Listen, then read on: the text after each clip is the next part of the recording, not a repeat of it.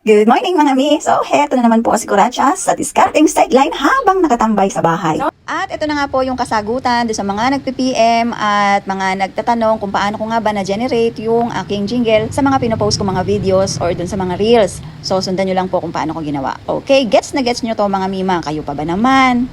Galing-galing kaya ng mga crafters. Kailangan nga pala muna nating mag-download ng app. So, ito nga yung tinype ko, AI Music. Tapos lalabas na lahat yung mga pwede mo pang pagpilian. Scroll down mo lang at pili ka lang dyan kung ano yung mataypan mo. Pero magta-try muna tayo ng isa. So, ito yung napili ko.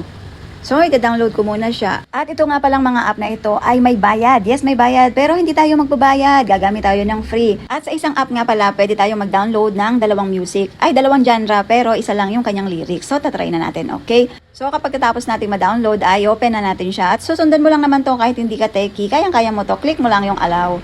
Tapos, antayin lang natin siya mag-open. So, eto na siya. Create. Tapos, simple song at saka custom song. So, yung custom song is yung i-customize mo yung song na gusto mo na ikaw yung mismong gagawa ng lyrics. At dahil nga hindi naman nga tayo songwriter, ayun, nagcopy na lang ako dun sa Meta AI. Dun sa Messenger, kung naalala niyo, 'di ba?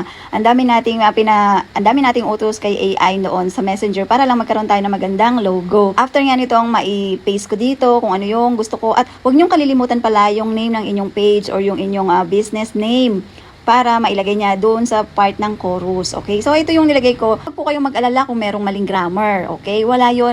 Magagawa ng paraan niya ni AI. At after nga nun, ay click na lang itong create. At pagkatapos nun, antayin na lang natin mag-generate yung gagawing lyrics ni AI na magsisilbingan jingle ng iyong business page. O, diba? At habang ang inaantay natin ma-generate yung aking jingle para kay Bubble Stitches and Blooms, ay i-remind ko lang po na 2 songs lang or 2 genre lang sa isang app ang pwede nating magamit as free. Kung gusto mo pang mag-upload or mag-download pa ng song mo or mag-generate ng song mo, ay may bayad na yon kung kung magsasubscribe ka dito sa kanilang app. At syempre, dahil nga gusto natin laging makalibre, ayun, ang ginagawa ko pong technique para magkaroon pa ako ng ibang jingle naman is i-download ko muna yung na-generate na song sa isang app. After po nun, ay i-delete ko na yung app. Then, magda-download ulit ako ng isa pang app. Tapos, mag-generate ulit ako ng isa pang song. Sige-repeat lang po ng sige-repeat. Download, generate, delete. Tapos, download, generate, then delete. Huwag kakalimutan pong i-download yung na-generate na music. Okay? At minsan nga pala, merong app na hindi siya pwedeng i-download yung kanyang na-generate na song. So, ang ginagawa ko is screen record. At eto na nga, nakapag-generate na ako ng song.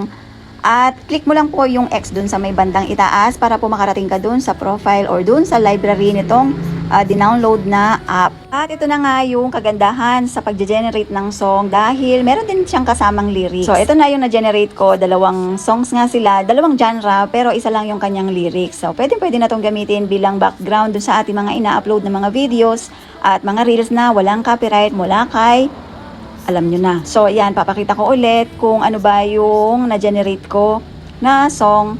At yun nga po, huwag kakalimutan na huwag i-click yung pro kung gusto mong free lang yung magagamit mo. Kung gusto mo namang mag-pro at gawin mong business ito, pwede din naman, kayang-kaya din dahil merong mga business owner na wala na rin namang time na gumawa ng kanilang mga jingles. O yun, pwede mo tong gawing business. Tapos, yun nga, may bayad siya. Meron pa dito, meron ako nakitang mas mura pa compare dito. Medyo mahal to. Meron ako nakitang 1.4.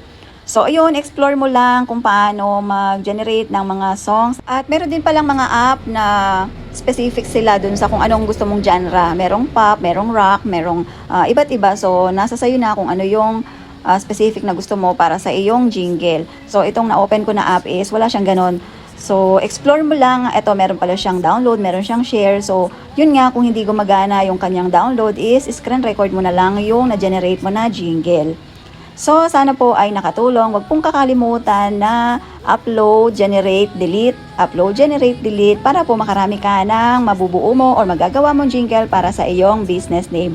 At dito na po magtatapos ang ating video tutorial para sa paggawa ng jingle sa ating mga business page. Sana po ay nakatulong at bye!